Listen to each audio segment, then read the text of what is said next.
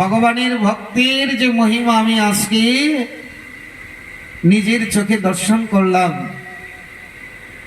অম্বরীশ মহারাজ বলছে আসন প্রসাদ পান। এই 1 বছর ধরে আপনি প্রসাদ পাননি বলে আপনি চলে গেছেন, আপনাকে ফেলে কি করে প্রসাদ পাই? দেখলেন ভক্তি কাকে বলে? এই হয়েছে গৃহস্থ ভক্তের ভক্তি। অম্বরীশ মহারাজ শশাগড়া পৃথিবীর সম্রাট হয়ে উনি একাদশী ব্রত করতেন। একাদশী ব্রত করলে ভগবান তার প্রতি প্রসন্ন হয়। এমনকি শাস্ত্রে লেখা আছে একাদশীর মহিমাতে, হরিভক্তি বিলাসে আছে, যদি কেউ যাবজ্জীবন নির্জলা ব্রত একাদশী করেন তো ভগবান তাকে দর্শন দিবেই দিবে। সে জীবিত থাকতেই ভগবানের দর্শন পাবে, এইরকম মহিমা বলা আছে। বলি একাদশী মহারানী কি জয়, ভক্তবৎসল ভগবান কি জয়, জয় শ্রী রাধেশ্যাম।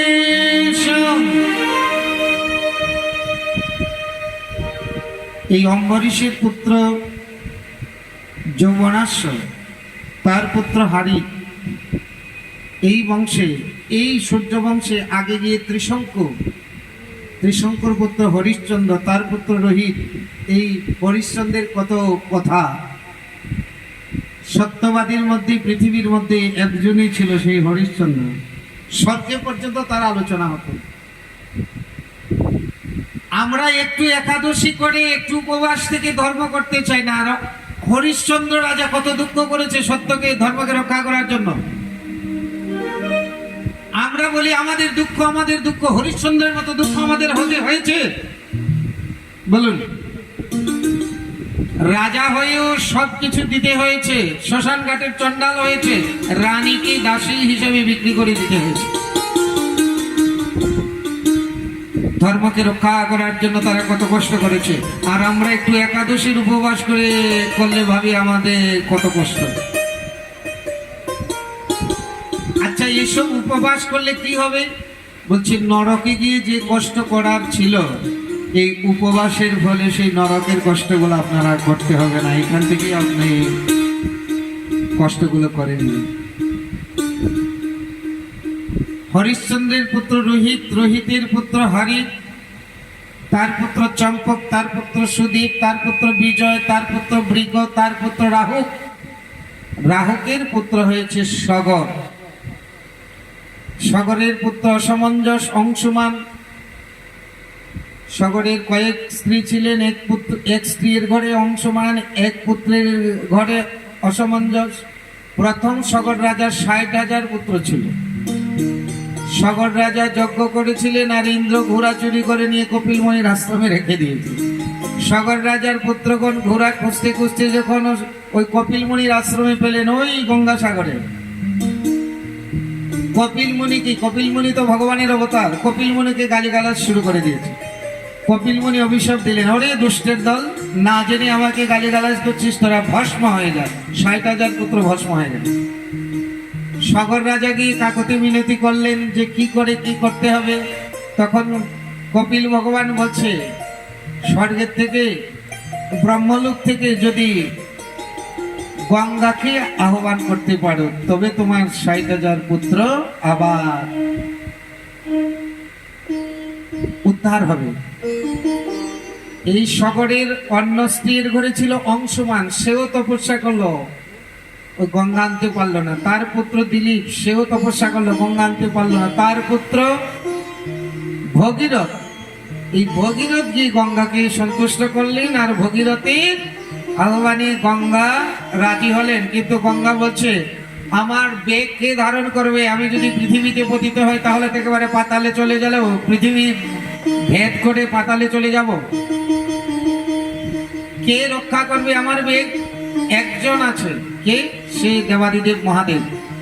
সে যদি আমার বেগ ধারণ করে তুমি গিয়ে মহাদেবকে তুষ্ট করো। ভগীরথ আবার মহাদেবের আরাধনা করলেন, মহাদেব রাজি হলেন যে ভগবানের চরণ ধৌত জল আমার মস্তকে পড়বে, এটা তো আমার সৌভাগ্য। তাই মহাদেব জটা জল বিস্তার করে দিলেন আর ওই গঙ্গার বেগ প্রথমেই মহাদেবের জটাতে পড়ছে। এখন সব গঙ্গা আটক হয়ে যাচ্ছে।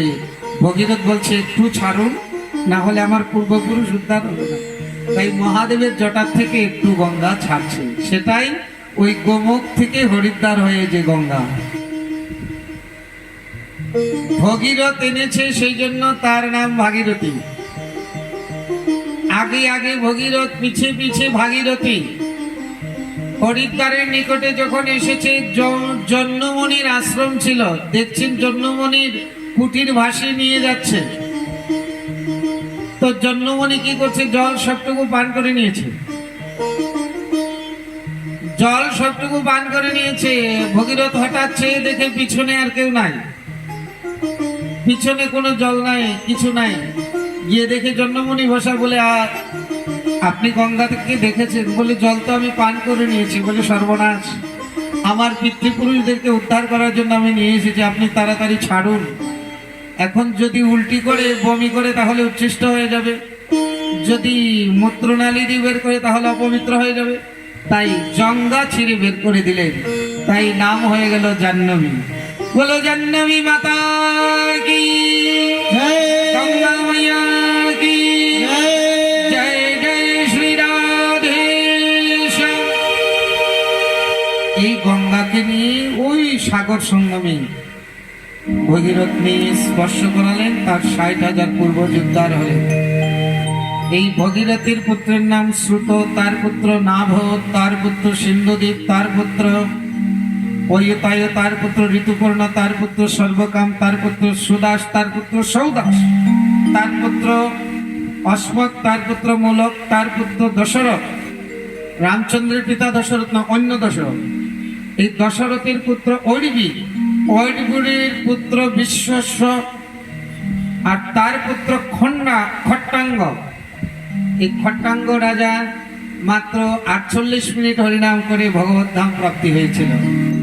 এই খট্টাঙ্গর পুত্র দীর্ঘবাহ, দীর্ঘবাহুর পুত্র হয়েছে রঘু। এই সূর্য বংশের মধ্যে রঘু, রঘুর থেকে আসলো রঘু বংশ। এই রঘুর পুত্র অজ, অজর পুত্র মহারাজ দশরথ।